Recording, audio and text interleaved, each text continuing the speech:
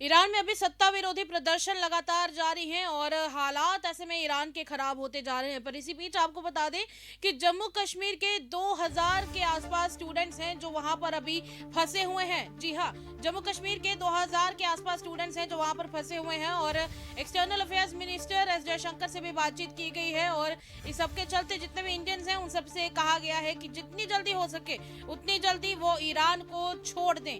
जी हाँ, ये बड़ी खबर जम्मू कश्मीर और भारत के तमाम लोगों के लिए जो ईरान में रह रहे हैं और इसी सब के चलते सत्ता विरोधी प्रदर्शन वहां पर बढ़ते जा रहे हैं। और इस सब के चलते इसी सब के बीच आपको बता रहे 18,000 से ज्यादा लोगों को अभी फिलहाल ईरान में हिरासत में भी लिया जा चुका है, जिसको देखते हुए खतरा बढ़ता जा रहा है। और इस सब खतरे को बढ़ते हुए देखते हुए भारत सरकार ने सभी इंडियंस लोगों को ये कह दिया है, इंडियन से ये कह दिया है कि जितनी जल्दी हो सके वो ईरान छोड़ दें और अपनी तरफ से अगली सूचना मिलने तक वहां की यात्रा से बचने की सलाह साफ तौर पर उन्हें दी गई है। उन्हें कहा गया है कि हो सके तो अगर कोई ईरान जाने का प्लान यहां से बना रहा है तो फिलहाल ईरान जाने का कोई प्लान ना बनाया जाए। इनफैक्ट जो ईरान में इंडियंस मौजूद हैं उन सबको जल्द से जल्द भारत लाने की तैयारी की जा रही है। इसी बीच वहां के आपको कुछ विजुअल्स दिखाएंगे ईरान के, जिसमें आप देख पा रहे हैं कि किस तरीके से सिचुएशंस ईरान में खराब हो चुकी हैं और जगह जगह धरने प्रदर्शन हिंसक स्थिति देखने को मिल रही है, वायलेंस ढेर सारी देखने को मिल रही है। इस सबके चलते अमेरिकन हमले की आशंका भी जताई जा रही है, यानी कि हो सकता है कि अमेरिका यहाँ पर हमला करे। और इस सब के बीच ईरान के foreign minister Saeed Abbas Araghchi ने भी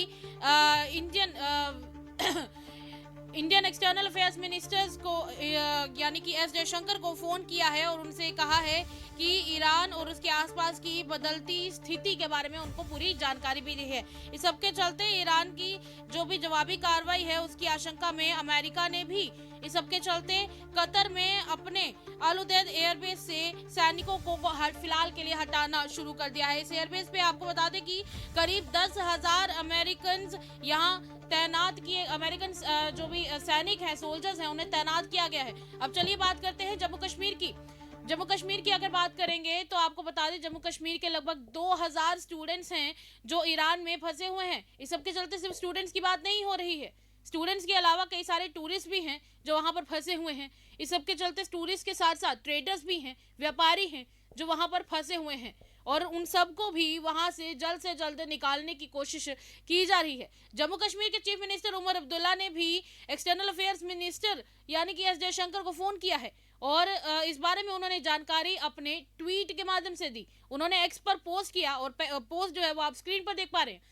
उन्होंने सीधा पोस्ट पर ये जानकारी देते हुए बताया कि उन्होंने किस तरह से सिचुएशन जो ईरान में बनी हुई है उसके बारे में बातचीत की और उन्होंने बताया कि कैसे ग्राउंड सिचुएशन के बारे में इससे फोन कॉल पर चर्चा हुई है और इस दौरान इस चर्चा में साफ तौर पर किस तरीके से आगे की जो प्लानिंग है वो रहने वाली है और इंडियंस को वहां से वापस लाने की तैयारी चल रही है। उन्होंने कहा कि इस सब के चलते एक्सटर्नल अफेयर्स मिनिस्टर ने उन्हें अश्योरेंस दी है कि जल्द से जल्द इंडियंस को सेफ गार्ड करके वहां से वापस लाया जाएगा और जम्मू कश्मीर के लोगों को भी वहां से सही सलामत वापस लाने की तैयारी चल रही है।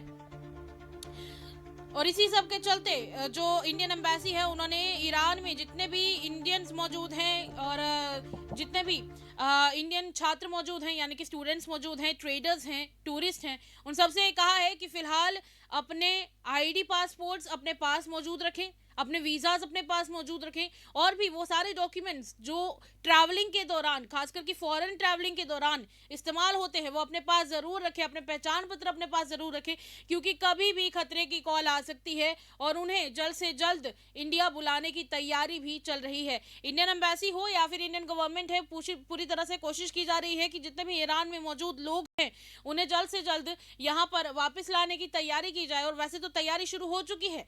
और रही बात वहां के प्रोटेस्ट की, प्रोटेस्ट में आप देखिए कि किस प्रकार वहां पर इतनी हालात खराब हो चुके हैं कि उन हालातों में अगर कोई व्यक्ति वहां पर निकलता है, तस्वीरें आपको दिखाने की कोशिश करेंगे कि जिनमें आप देखिए किस तरीके से यहाँ पे ये देखिए आप हालात कितने खराब है वहां पर। और इस सबके चलते जितने भी इंडियंस वहां पर मौजूद हैं, इंडियन एम्बेसी ने उन्हें साफ तौर पर यह कह दिया है कि आप वहां जहां पर भी कहीं इस तरीके के प्रोटेस्ट चल रहे हों, इस तरीके के धरने चल रहे हों, हालात खराब दिखे, वायलेंस दिखे, तो उनको उस जगह से जल्द दूर हो जाना है, ऐसी जगहों पर जाने से बचना है। और ऐसे में उनसे ये कहा गया है कि वो जितना हो सके वो उतना ज़्यादा इंडियन एम्बेसी के संपर्क में रहें और स्थानीय मीडिया के साथ जुड़े रहें। इस सब के चलते लोगों से कहा गया है कि वो अपने पासपोर्ट, अपने पहचान पत्र से जुड़े हुए जितने भी उनके यात्रा के दस्तावेज हैं, यानी कि उनके ट्रैवल से जुड़े हुए जितने भी डॉक्यूमेंट्स हैं, उनको हमेशा अपने पास रखें।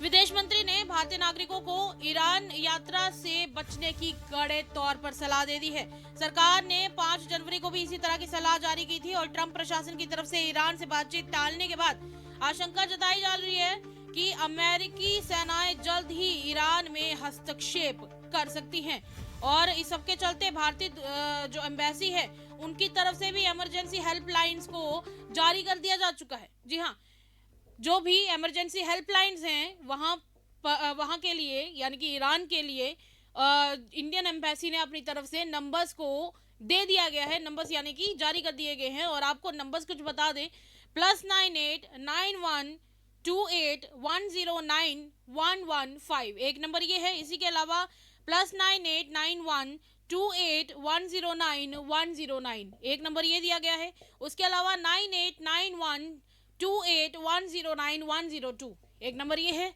उसके अलावा एक नंबर और है आखिर में जो बताना चाहूंगी, 989932179359 और इसी के साथ उन लोगों से ये भी कहा गया है कि उनको cons.tehran@mea.gov.in पर भी उनको संपर्क बनाए रखना है और जितना हो सके उतनी जानकारी वो अपने टेलीविज़न और टीवी के साथ ज़रूर रखें।